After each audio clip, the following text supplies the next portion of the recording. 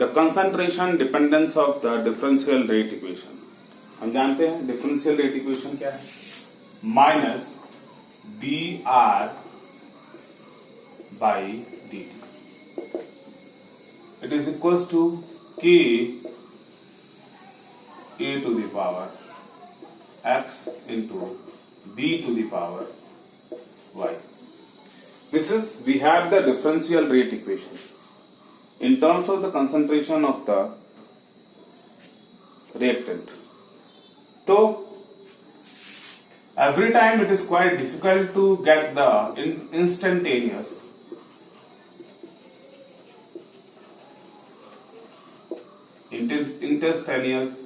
rate of reaction,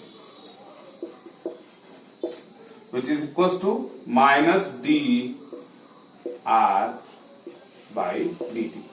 I have told you that this instantaneous rate of the reaction can be determined by plotting a graph between the concentration, change in the concentration of reactant, change in concentration of reactant, and when we plot the graph, then at a different time we plot the tangent and get the slope. When we get the slope, then we have the instantaneous rate of the reaction. Then it is quite difficult for every reaction to plot the graph and to get the instantaneous rate of the reaction. So for that, what we do, we integrate the differential rate equation. By integrating the differential rate equation, we have a relation of instantaneous rate of the reaction in terms of concentration of reactant and product with time. And hence, by putting the value of concentration at different times, we can get the instantaneous rate of the reaction. क्या है? हमने देखा है कि जो हमारा differential rate equation है, तो डिफरेंशियल रेट इक्वेशन क्या है? ये क्या है? Instantaneous rate of the reaction है। तो इंस्टेंटेनियस रेट ऑफ रिएक्शन को जानने के लिए मैंने आपको बताया है कि जब हम ग्राफ को प्लॉट करते हैं कंसंट्रेशन वर्सेस टाइम में, तो उसके स्लोप का जो एक दिए गए टाइम पे, अगर हमको इंस्टेंटेनियस रेट को निकालना है, तो एक दिए गए टाइम पे हम क्या करेंगे? स्लोप को ड्रॉ करेंगे, और जो उस स्लोप का, जो उस टेंजेंट का जो स्लोप होगा, वो क्या होगा? That will give us the instantaneous rate of the reaction. तो हर एक रिएक्शन के लिए अगर हमको instantaneous rate of the reaction जानना है, तो हमें हमेशा ग्राफ को प्लॉट करने पड़ेंगे, और एट डिफरेंट टाइम पे हम instantaneous rate of the reactions को जान लेंगे। लेकिन that will be a problematic for us, हमारे लिए वो प्रॉब्लमेटिक है कि इंस्टेंटेनियस रेट ऑफ रिएक्शन को जानने के लिए हमेशा ग्राफ को प्लॉट करिए और फिर स्लोप को ड्रॉ करके उसके टेंजेंट से आप instantaneous rate of the reaction जानिए। तो फॉर दैट हमारे पास एक शॉर्टकट मेथड है। क्या करेंगे हम क्या करेंगे कि जो हमारे पास डिफरेंशियल रेट इक्वेशन है उसको इंटीग्रेट करेंगे for zero order reaction, for first order reaction, और हम आसानी से क्या जान लेंगे? Instantaneous rate of the reaction जान लेंगे। कैसे? By placing the value of the reactant और the product at different time पे रिएक्टेंट और प्रोडक्ट के कंसंट्रेशन को प्लेस करके हम इंस्टेंटेनियस रेट जान लेंगे। तो what we will discuss today we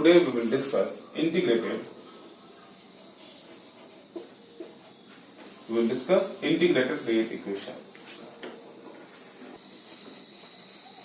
Integrated rate equation.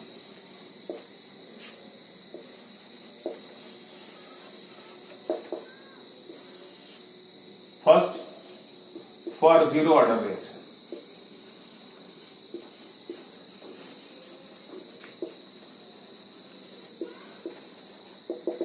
Zero order reaction क्या है?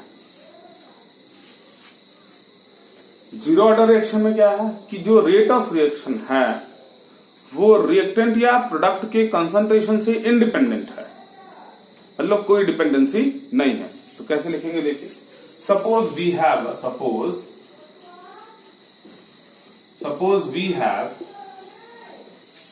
अ जीरो ऑर्डर रिएक्शन।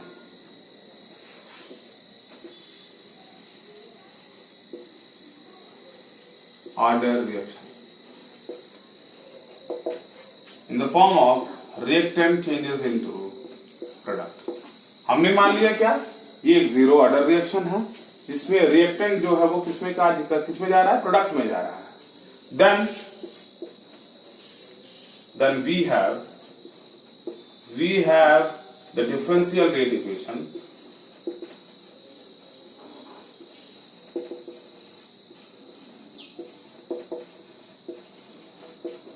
तो डिफरेंशियल रेट की इक्वेशन क्या हो जाएगा इसके लिए, decrease in terms of decrease in the concentration of reactant, हमारे पास क्या होगा माइनस कंसंट्रेशन को हम ब्रैकेट में लिखेंगे D R by D T. तो ये decrease in the concentration of reactant है, which is equals to K, that is known as rate constant and the concentration of R, और आर के concentration पर इसकी डिपेंडेंसी होगी। लेकिन हम जानते हैं कि जीरो ऑर्डर रिएक्शन है, तो ये जो रेट जो है वी विल राइट रेट, ये जो रेट है वो आर के कंसंट्रेशन के इंडिपेंडेंट है, तो यहां क्या होगा जीरो। क्यों भाई, क्योंकि ये जो रेट है इससे इंडिपेंडेंट है, इसलिए क्या है हमारे लिए जीरो ऑर्डर रिएक्शन के लिए। Then we know any quantity raised to the power 0, any quantity raised power 0 is equals to 1. Then what we have, minus d r by dt, it is equals to k into 1. Then by transferring this dt here, what we have, or we can say minus dr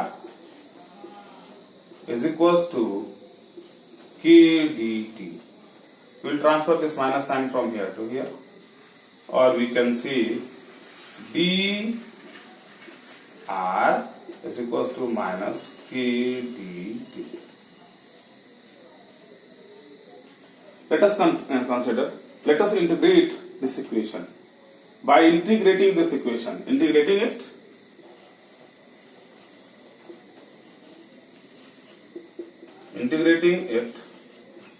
or you can write integrating this equation, integrating the above equation,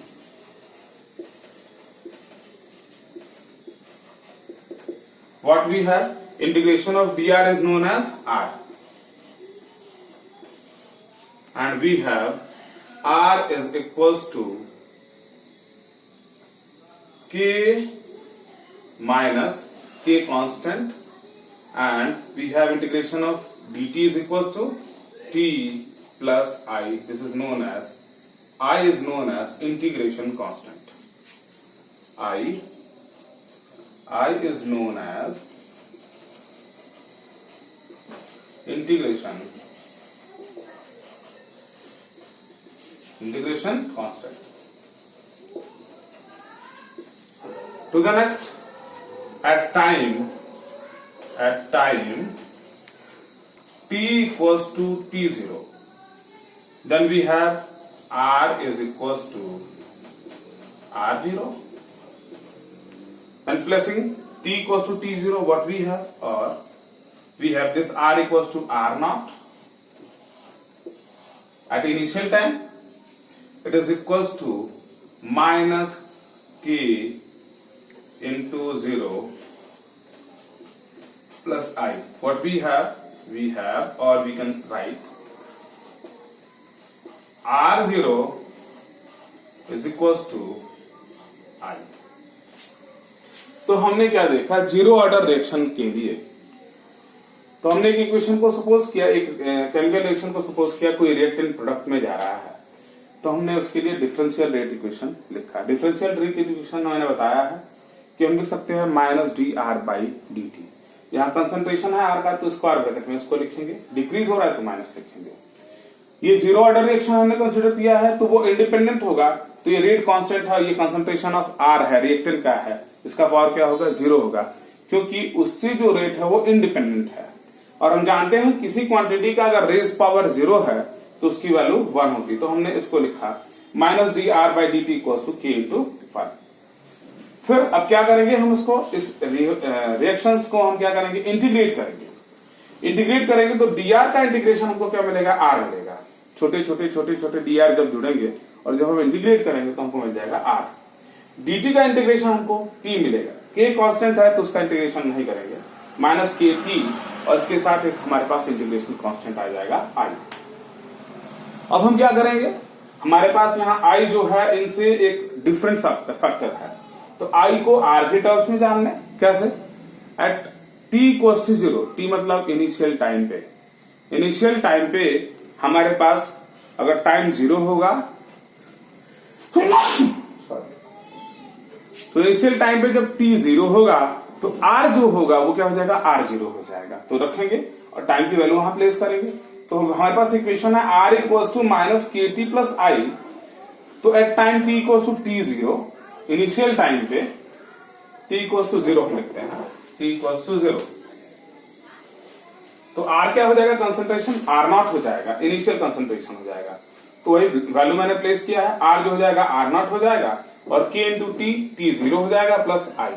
तो हमें क्या मिलेगा, r0 equals to i। तो now we have the value of r0, the value of r0 is equals to i, और ये हमको तब मिला है जब हमने टाइम t0 रखा तो इनिशियल कंसंट्रेशन i के इक्विवेलेंट हो गया। हमारे पास प्रीवियस जो इक्वेशन था वो क्या था, प्रीवियस इक्वेशन था हमारे पास r is equals to minus K T plus I. By placing, by substituting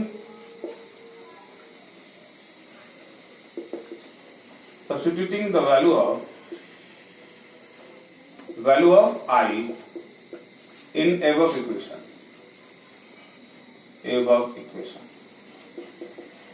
तो हम I की वैल्यू रखेंगे, I की वैल्यू क्या रखेंगे, R0। What we have, R equals to minus KT plus what we have, R0। By transferring this R0 here, what we have, R, or we can write R minus R0 equals to minus KT। By transferring minus here, what we have, or we can write R0 minus R equals to KT, or we can write K is equals to R0 minus R divided by T. This is the expression for rate constant. If we want to plot a graph, between the concentration of reactant,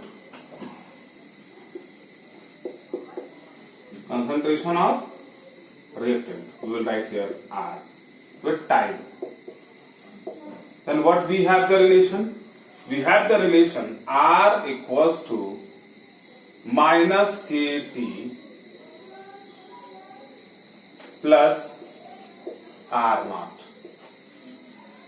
ये हमारे पास relation है। तो कैसे graph को plot करेंगे, देखिए, this is y equals to this minus k is equals to m, this t is equals to x and this is equals to c। We have the equation y equals to m x plus c, minus mx plus c। तो हम यहाँ क्या देख रहे हैं कि जो slope होगा वो माइनस है, स्लोप जो है वो क्या होगा, निगेटिव होगा। It is like this, slope negative, the slope is equals to minus k। ये हमारे पास टाइम एक्सिस है, ये x है, और यहाँ एट टाइम जीरो पे r0 होता है हमारे पास, तो ये जो वैल्यू है हमारे पास ये क्या है, R0 है। तो this is how we can plot the graph. और हम क्या देख रहे हैं कि जैसे जैसे as the time proceed at this with the same time there is decrease in the concentration of the R। हमारे पास ये रिलेशन है, ये हमारे पास ग्राफ है। If you want to discuss various example, बहुत सारे एग्जाम्पल हमारे पास है जीरो ऑर्डर रिएक्शन के। तो क्या एग्जाम्पल है हमारे पास? एग्जाम्पल है पहला, decomposition of liquid ammonia gas. Liquid ammonia gas के डिकम्पोजिशन की हम बात करेंगे प्लेटिनम इलेक्ट्रोड पे। तो क्या होगा कि इनिशियली रिएक्शन जाएगा, लेकिन जब प्लेटिनम इलेक्ट्रोड जो है वो फुली सैचुरेट हो जाएगा, मान लिया हमारा डिस्कस करेंगे। For example decomposition of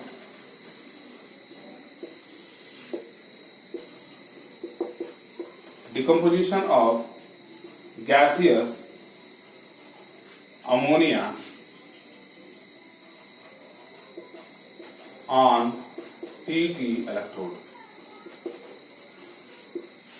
platinum electrode पे अमोनिया का डिकम्पोजिशन एट 1130 केल्विन। तो क्या है हमारे पास reaction?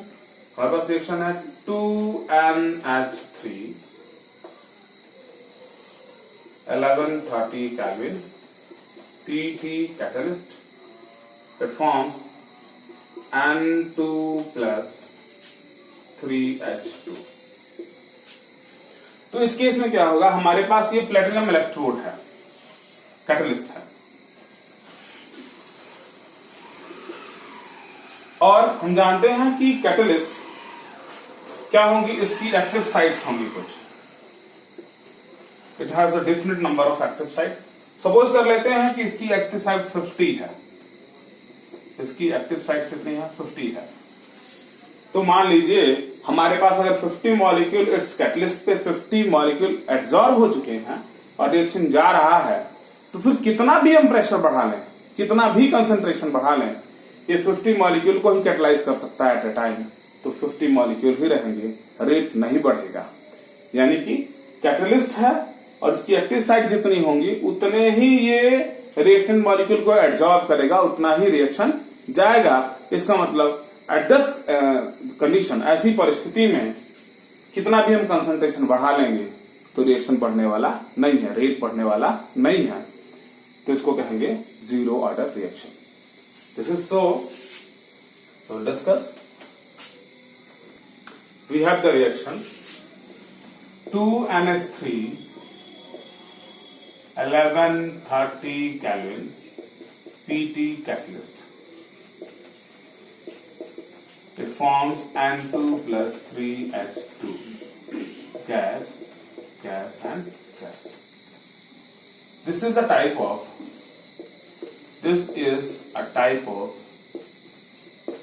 of zero order reaction.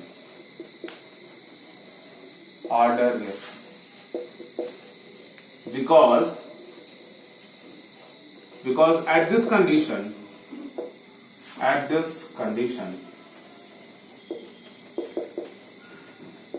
the catalyst is saturated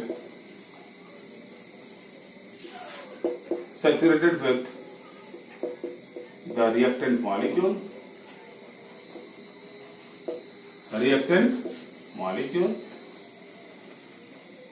and further increase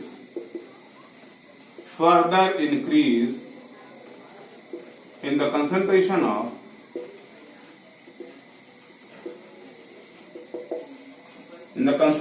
of reactant will not change the rate of reaction. It means at this condition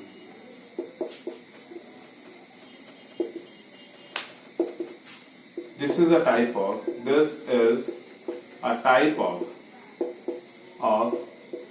zero order reaction. One more example we have. For example, decomposition of HI into I2 and H2. That is also a kind of zero order reaction. For example, decomposition of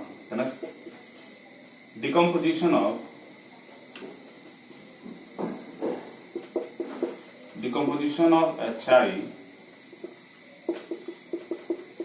into H2 and I2 is a type of zero order reaction.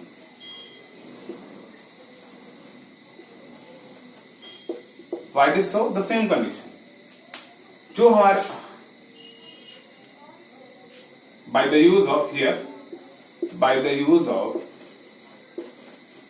gold as catalyst. तो यहां हमारे पास क्या है? यहां पे gold catalyst है. HI जो है 2HI, it is decomposed into I2 plus H2 और यहाँ गोल्ड कैटलिस्ट है.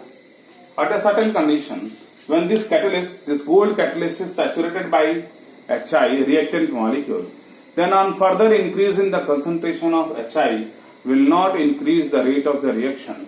Therefore, it is also termed as zero order reaction. तो क्या होगा? जो HI का डिकम्पोजिशन है गोल्ड के ऊपर, वो भी एक तरीके का जीरो ऑर्डर रिएक्शन है. क्यों? क्योंकि जब हमारा गोल्ड जो कैटलिस्ट है वो HI के मॉलिक्यूल से जब फुली सैचुरेट हो जाएगा, क्योंकि हम जानते हैं कि एक कैटलिस्ट के पास डिफरेंट सरफेस एरिया होती है, तो जब फुली सैचुरेट हो जाएगा HI से, तो फिर हम फर्दर अगर कंसंट्रेशन को इंक्रीज करते हैं, on increasing the concentration of HI और the reactant further, there will not increase in the rate of the reaction.